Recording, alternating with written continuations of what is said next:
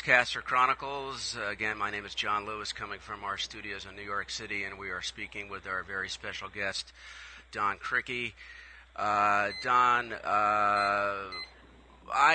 it's during the holiday season, and I can't think of New Year's Day without thinking of the name Don Criqui. You called all those great Orange Bowls, and even a few very memorable NFL playoff games around the holidays. Do you ever kind of pinch yourself going, wow, I've had a pretty good career. I've been tied to some pretty epic moments in sports history. Again, just to remind the fans, you've also called Tom Dempsey's 63-yard field goal back in the day in 1970 when he did a lot of the Saint games. And also, of course, the miracle in the Meadowlands. Larry Zonka fumbles, and Herm Edwards picks it up and runs in that great game. I guess it was, 1978 when that happened? Is that right? 70, was it 78 or 70? Yeah, I'm not even sure the year. I think it was around 78. Yeah. But anyway, it was very memorable. Yeah, I mean, again, do you ever kind of pinch yourself and go, wow, I've been tied to some of these great moments in sports, and I've had a pretty good career. And what do you think of Oh, sure. You look back, John, and you really don't think about it at the time because you're always going on to the next game and trying to make that, better than the last. But I think one of the things that brings back a lot of memories, like on ESPN Classic, a lot of the games I've done get played back, like the Miami-Nebraska Orange Bowl. I don't know how many times a year they play that whole game back, but. So you do kind of look back, but you're really always looking ahead to the next thing you're going to do. Yeah, and it always kind of seemed, at least in the kind of the early mid '80s, it was Miami, Florida. That kind of all these great games. Was there something going on in the water in Miami? You did the Charger Dolphin epic. I guess it was double or triple overtime game. I guess it was 1983 or '84, and all those Orange Bowls, the Turner Gill, the incomplete pass when Miami wins the national championship in 1984.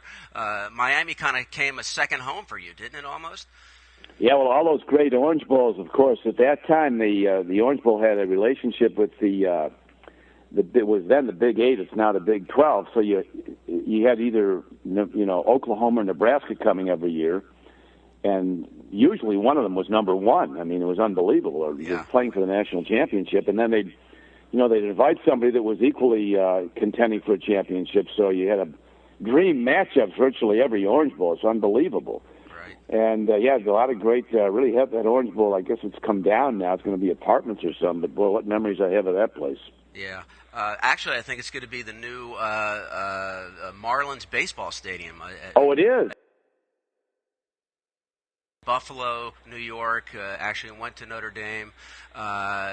Give us a little thumbnail sketch of your climb to the broadcast booth. What was it always a dream of yours to be a sports announcer?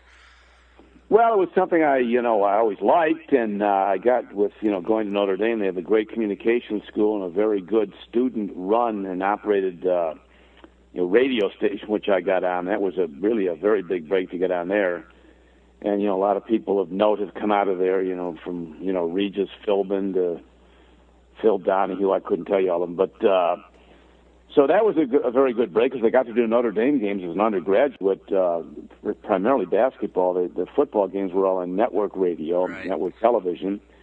Then I went from there. I got out and was in the Air Force Reserve and went to a small station in Erie, Pennsylvania. People at Notre Dame recommended me for an opening at WSBT, the South Bend Tribune radio and television stations.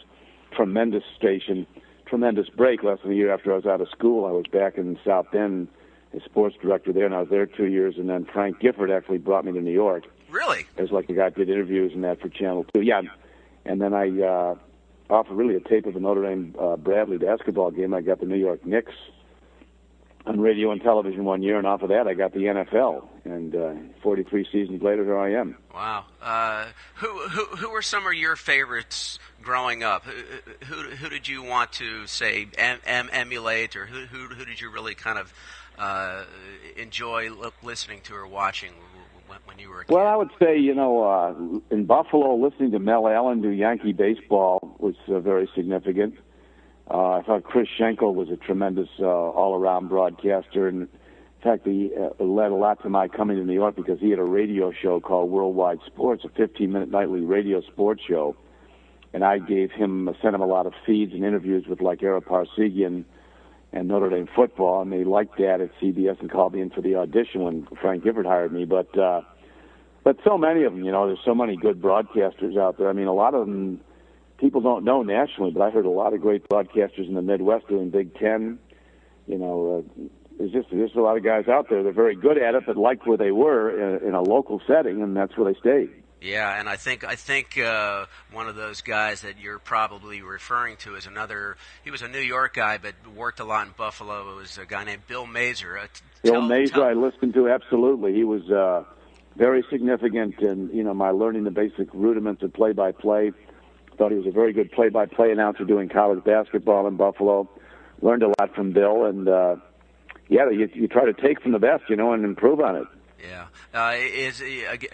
Again, Don, you said you've been doing this for 43 plus years, called a lot of great events.